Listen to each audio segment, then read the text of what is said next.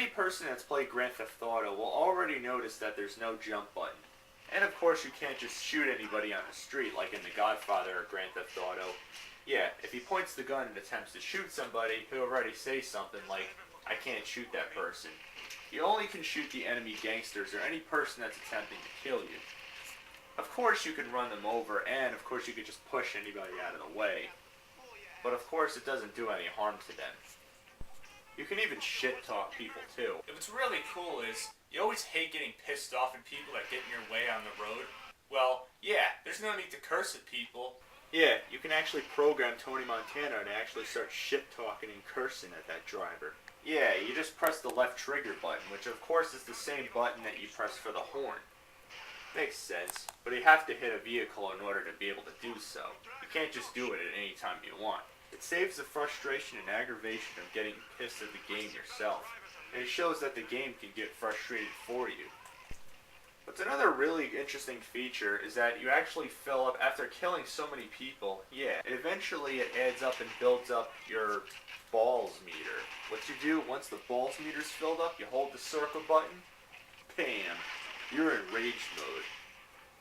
And I mean rage mode. Literally, you see the point of view, first person perspective of Tony Montana going absolutely apeshit out of his mind. I mean, literally, just goes on a rampage, starts shooting everybody. This is the best thing to do when you're surrounded by a huge amount of henchmen trying to kill you. Just go on an all-out violent rampage and shoot everybody and get everybody out of your way. Awesome. It literally shows what part of their body you damaged. Their kidney, their groin. Yeah. Wow. This game is filled with so much profanity, even on the meter. I mean, it brings the intensity to the max. And of course, being that it's a GTA clone, of course you're going to get police after you. But escaping them can be, well, not too tricky. It's more like GTA 4 than the past GTA. It has that circle on the radar map. But if you get more cops after you, it gets close to impossible to escape them. You have to get outside the circle and avoid killing people, and especially cops. So eventually you'll get out, depending on how much heat you have. But if you have a lot of cop heat, and you have cops surrounding you every which way, it literally says you are, I mean literally, I'm looking at it right now. This game does not screw around. And you're probably wondering, can you swim in this game? Well, Grand Theft Auto San Andreas was released before this game, and yep, you actually can. But eventually, if you stay in the water too long, what happens? Do you just die in the middle of the water? No. A freaking shark comes and eats you alive.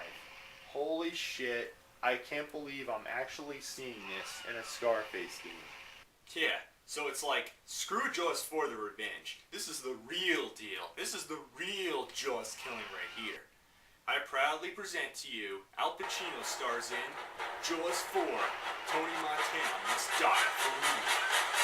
That is what I'm talking about, man. And after you made a full conversation with literally every woman, they're literally standing right outside your office in your house. I mean, look at them. They're just standing there. You can even talk to them and say ridiculous remarks. Like, why are you just standing there? Get a job. Hilarious. You also get radio stations too, which is not like GTA where you just simply hear the music that's played on a simple radio station. No, you can actually select the song you want to hear at any point in the game that you want, whether you're on foot or even in your vehicle, of course. It makes more sense to play it in the vehicle. I mean, I don't understand that you can actually play it when you're on foot. I mean, where does the music come from? What are you hearing in your head? Do you have a Walkman or something? It's not very elaborate on that. But either way, it's pretty cool that you're able to select whatever song you want. Of course, it's only added the selection that the game offers. It's mostly what you'd expect out of Scarface, 70s and 80s music. And getting back to the whole distribution mission thing, yeah, I forgot to mention you can also distribute drugs, of course, at every front that you've already bought and taken over. It gets really annoying when you have all these freaking enemy gangsters trying to kill you. They just keep ramming into you and trying to shoot you. Ugh, it gets annoying trying to shake them off. And also it gets even more annoying that every time you do these stupid distribution missions, your fronts get attacked. And it always seems to be the farthest one away. So by the time you get over there to protect it, you're too late. It's already destroyed the shit. Ugh, So you have to keep rebuilding the freaking thing. Your henchmen die that are trying to protect it. God, I mean, when did my henchmen turn into such wussies? And of course you also have to destroy gangs in different gang wars, which can get annoying, not that they're hard to beat, but the cops always, and I mean always, interfere with it. Make sure you have a car of yours parked right outside of where the gang war takes place. Because let me tell you, you're going to need it to escape the police. But of course, this is how you take over different territories. And make sure whenever you get money or any coke out of these things that you do in the game, make sure you always save the game. How do you save the game? Well, there's no safe house. No, you gotta go to the bank to save your game. Weird, right? I never knew how to do this until I found out during the game that you have to go in the bank and just launder your cash. Because if you don't save your game and you die, all that cash and all that coke, gone. Yep, does not come back. Which doesn't help at all if you plan on bringing your reputation level up, which involves, well, buying stuff. Yeah, you need a lot of cash to buy stuff. And as soon as you get your new reputation level, it spells out a letter out of Scarface. Yeah. So I guess as soon as you reach the end, that's, I guess, the end of the game. The world is yours. Now I understand it. Tony Montana wants to control the entire world, from head to toe.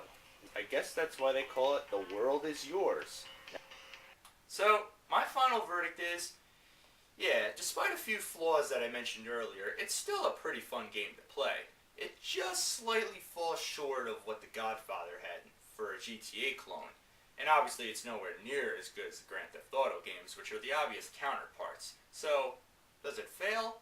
No, not at all. And it's a hell of a lot better. Believe me, get this one, not the PSP version. It's nowhere near as good, and I don't even want to talk about that game and go anywhere near how bad it is. Believe me, this is the one you want, not that one. So, despite its flaws, it's still pretty fun. Nothing like shooting the hell out of things, drug dealing, all that stuff. But parents, be warned, it's not for kids. Yeah, that's right. So, my final verdict, I think it's a fair deserving of a plain 2 remotes up on this one. I think that's fair.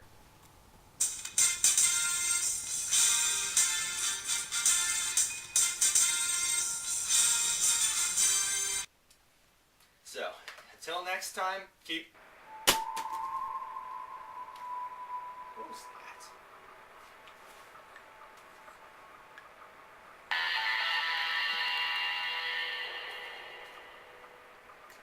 Well, gonna have to be next time, hombres.